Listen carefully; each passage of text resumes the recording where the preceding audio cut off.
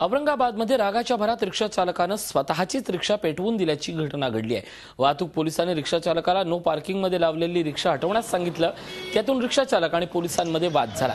दोघांमध्ये हाणामारी सुद्धा झाली। यात रिक्षा चालकानं वाहतूक पोलिसाला दगडानं मारहाण केली आणि त्यानंतर स्वतःची रिक्षा पेटवून दिली। पोलिसांनी त्यानंतर रिक्षा चालकाला ताब्यात घेतले तर जखमी पोलिसाला शासकीय इस्पितळात दाखल करण्यात आले।